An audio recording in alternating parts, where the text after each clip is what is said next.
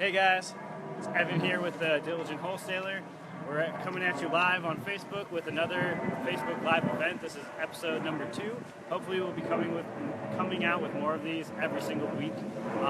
Today, if you missed us last week we did a repair estimate walkthrough of a house in Oak Lawn.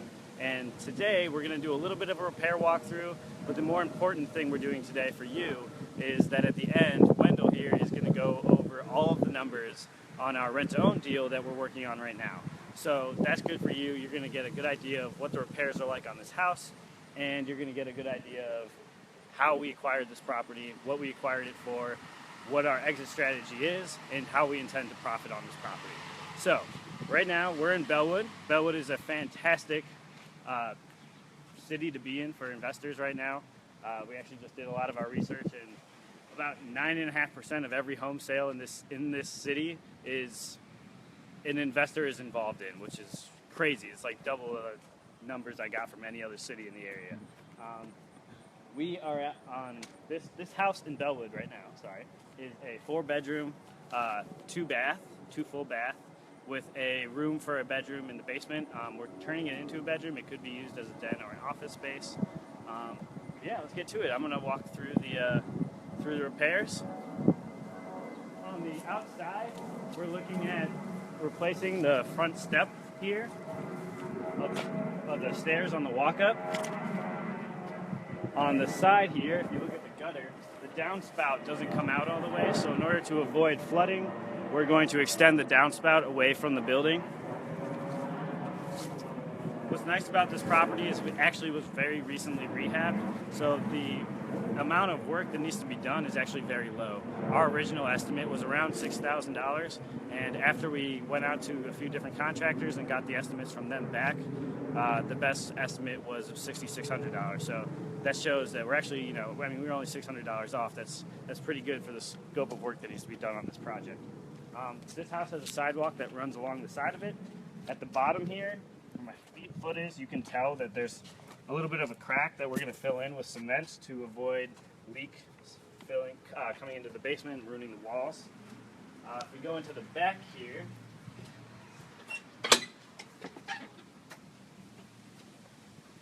we see we have a little porch. We're also going to be filling in along the entire side of the house that this sidewalk is on. We're going to be filling in these cracks.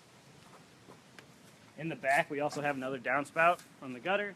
We plan on extending this one as well away from the house, again, to avoid any potential leaks into the basement. We also were made aware that this step here on this porch is actually not up to code, so we will need to fix that by either lowering it or filling in with cement. It's apparently over 5 inches. It doesn't look like it, but apparently it's over 5 inches. We have a 2-car garage in the back here that actually needs next to no work, so this thing is drive-in ready. And if we walk inside the house now, we'll show you just how ready this house is to fill it with a prospective tenant buyer, since we're doing this rent-to-own on this house.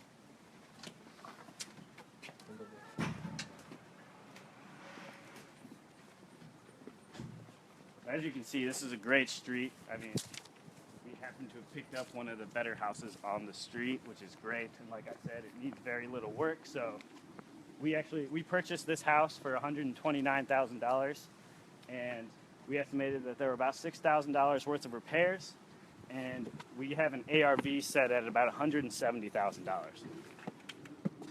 On the front door here, we will be fixing this up with an automatic closer for the storm door on the front door.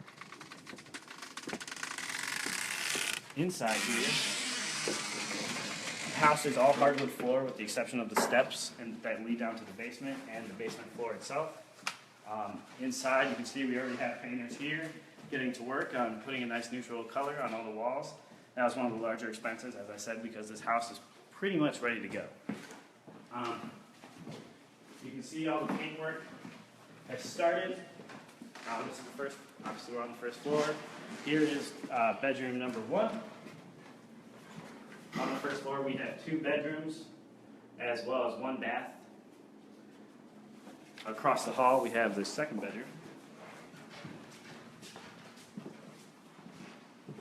As as you can see, the paintwork in basically every single room is already started. It shouldn't take too long, and like I said, that was one of the larger parts of our budget. The bathroom here, you can see the previous rehabber did a good job. Everything's pretty up to date. It is a nice bathroom.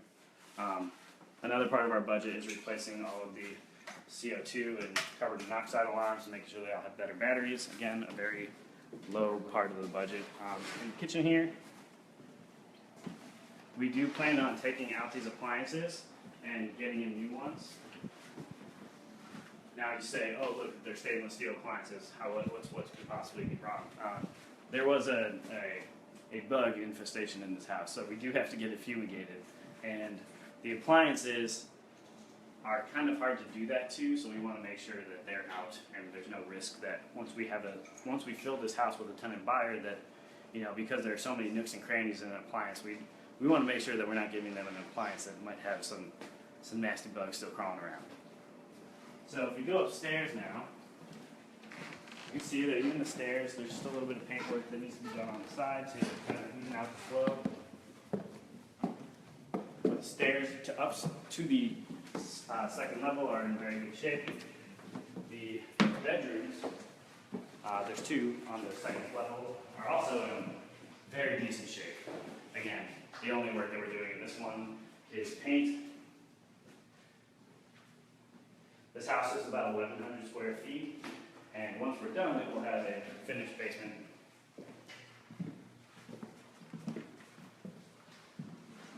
This would be bedroom number 4, the second one on the second level. There is no bathroom on the second level. There's a full bath on the first level and a full bath in the basement, which we're going to go check out right now. And two guys, actually, while you're watching this, if you have any comments or if you have any questions, feel free to leave them in the comments section. And while we're on the video, we'll actually try to get back to you and answer those questions. As you can see, there's a little bit of work that needs to be done replacing the tile on the stairs down here. Watch your step, guys. But again, it's nothing major. As you can see, there's only a few tiles that actually themselves need work. So again, that just shows that our budget of $6,000 that's a great budget on it for what we acquired this house for. This is the basement. As I had mentioned earlier, it was a tile basement. It's a very nice finished basement. Again, just like every room in the house, most of the work is paint. If we go into this 5th bedroom, we +1, since it's in the basement, it does have a window and it does have a closet, so we could count it as a bedroom. Right now we're in the process of adding the closet doors to the bedroom. And over here, they just added the doors here to the laundry room. It does not have a washer and dryer in it yet. And here is the final bathroom. It's in the basement, but even though you have to walk all the way down, if you can see this shower, it's pretty high end. I mean, I've never been hit with that many streams at once. That's pretty sweet. Wendell's testing the power here. Everything's working.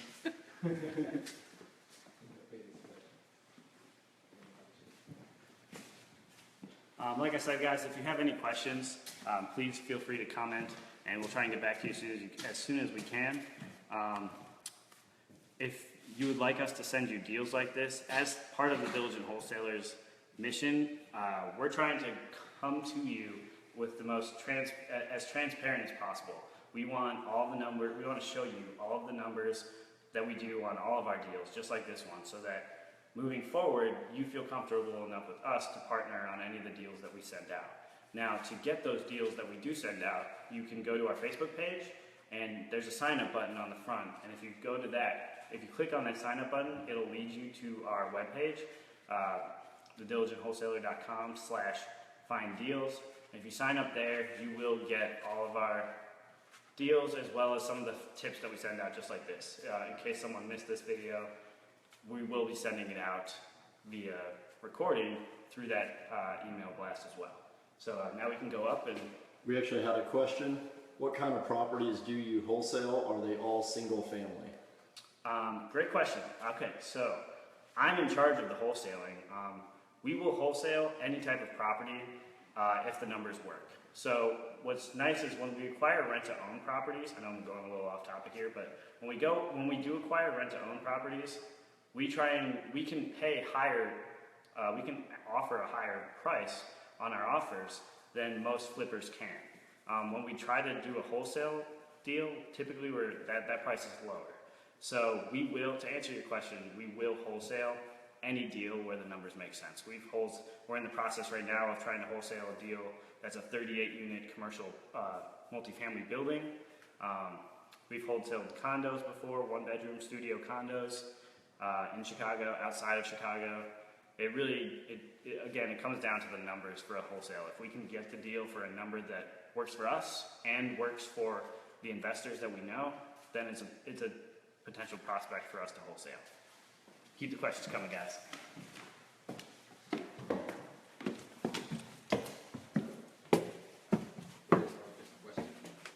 Yeah, we got a question.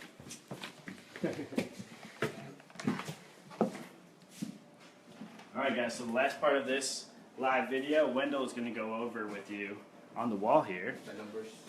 all of the numbers for this deal. All right. So, first I'd like to discuss why rent to own is better than an outright sale. Okay. The bottom line is with rent to own we make more money, right? So on the wall here is a comparison of a hypothetical case of a property that with an after repair value of 200,000. What's the profit if we sell it outright versus what's the profit if we do rent to own? So let's see what's on the board here. So hopefully you guys can see it. But let's compare first. Let's discuss first what the profit will be with an outright sale. So let me expand this, and we'll just look at the outright sale for now. So the list price is 200,000. So I mean the ARV is 200,000. So therefore you have to sell it for 199.9, right? You hire a real estate agent to do that. If you get an offer for 196, most likely you will say yes. So that's the seller concession. Of course, you have to pay a real estate agent commission for that, and you have closing costs to sell, right? However, for rent to own, number one, we can sell the property at a 10% premium. So we're selling it for 220,000, and there is no seller concession. There's no dickering about the price. So the tenant buyer, it's 220 or they walk out, right? So there's no dickering on the price.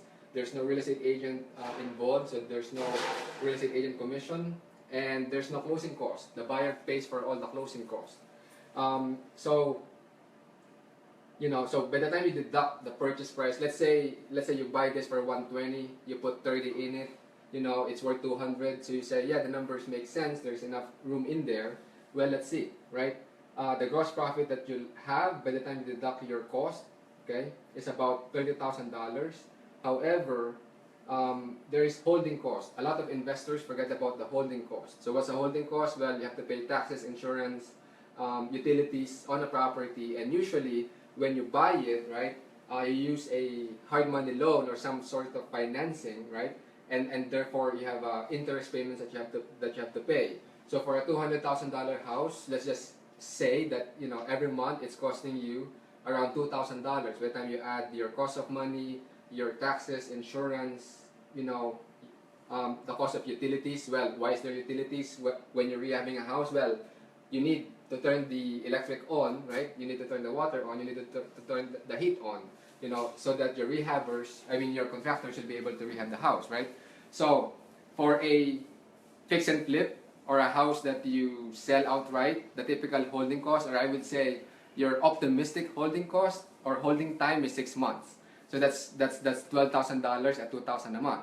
Whereas with rent to own, you ask any landlord, it's so easy to rent houses today, right?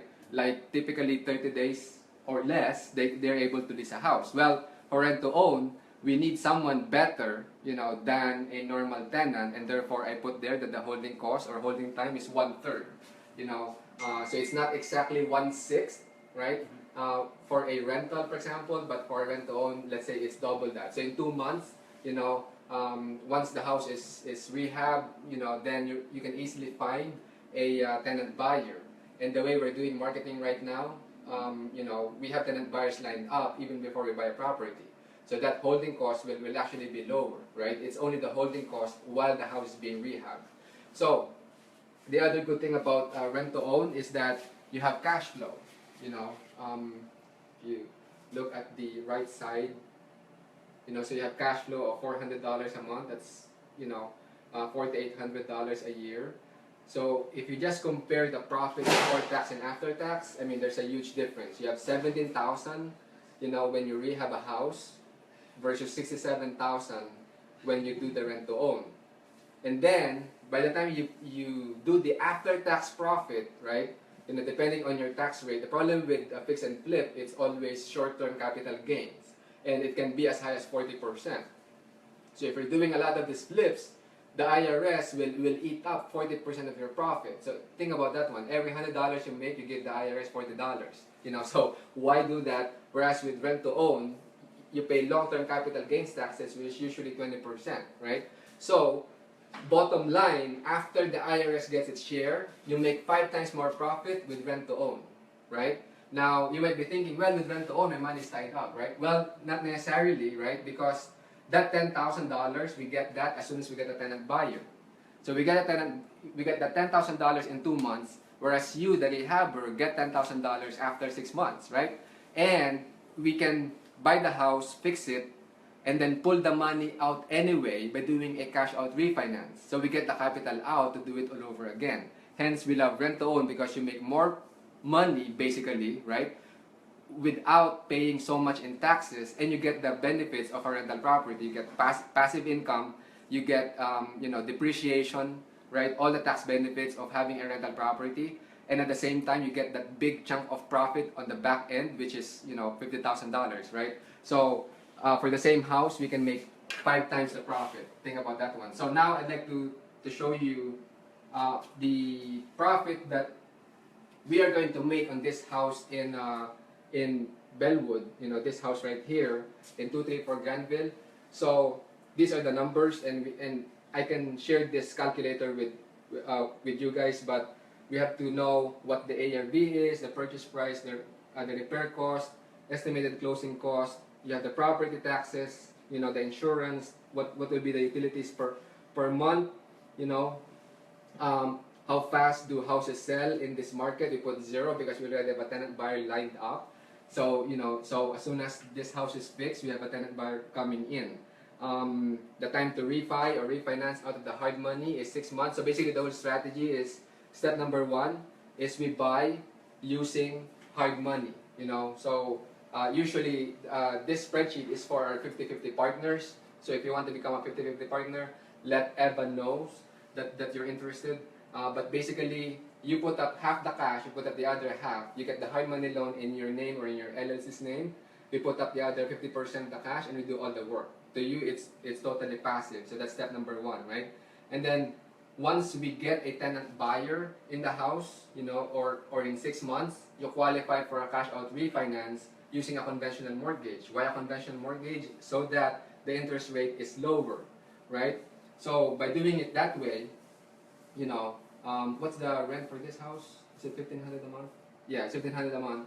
So as you can see, you know, every month we are going to make $300 cash flow, right? And the nice thing about the cash out refinance is we are able to cash out 16 grand out of the money invested, right? So the investment needed is 46,000, you know, to get the hard money loan. And then when we do the cash out refi, we pull out 16,000 of that cash out. So, you know, only $14,000 is left in the property, and that, because of the cash flow that we're getting, it has a yield of over 12%, which is pretty good, right? So your money is making money basically. And then at the end of 1 or 2 years, a tenant buyer buys the house. Our auction price is $190, and therefore the overall profit that we're going to make is $42,000.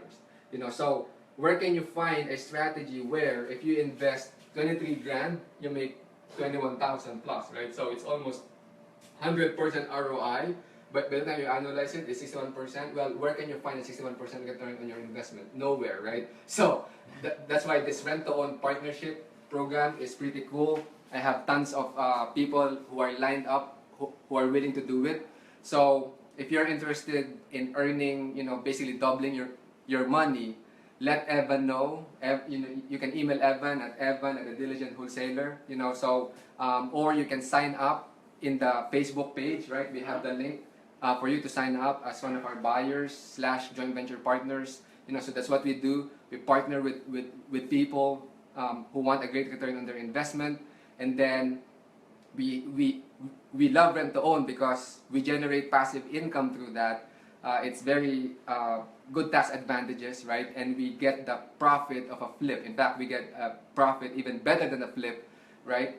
Without paying as much in taxes, and it gives a great return on investment for our investors. So with that, again, sign up on the page. And Evan, you want to say some parting words? Yeah, absolutely. So last thing with the rent to own is what's nice.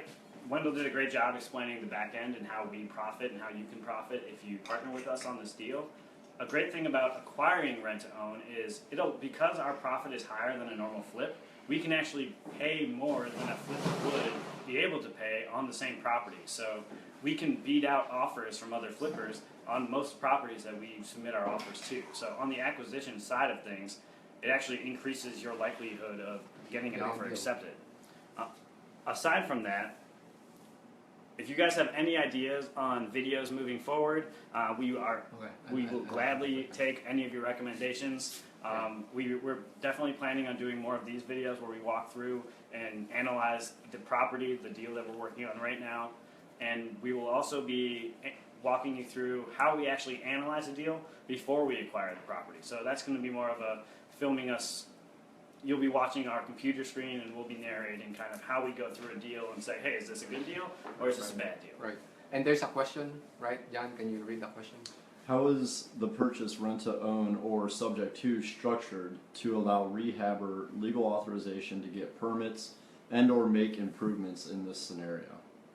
Okay. I don't understand the question totally, but I think what you're asking is, or the question is, if there is a subject to deal, how can the rehabber get permits, basically, right? So if that's the question, then the way to do it is that the rehabber's LLC has to be the beneficial interest of the trust where the property is deeded to. And then you can show that, hey, I'm the beneficial interest of the trust, the property is deeded to the trust, and therefore you guys should give me permits. Or it can be as simple as, if you don't want to do that, have the owner sign something that says that the rehabber is the general contractor, for the property. You can do that too. But anyway, that's more of a legal question. I should have answered that by saying check with an attorney. But if I have that situation, that's what I'm going to do. But obviously, have our attorney review all the documentation to ensure that that's legal in the state, which is, I don't know which state you are from, but here in Illinois we have one of the best attorneys in town, and that's what we're going to do with that particular case. Any other questions on rent to own? No? Alright guys, if you do have any questions, feel free to leave them in the comments section, and I or John will get back to you with an answer as soon as we're back in the office. Thanks again for tuning in to our second Facebook Live event, and we'll see you next time. Alright, bye.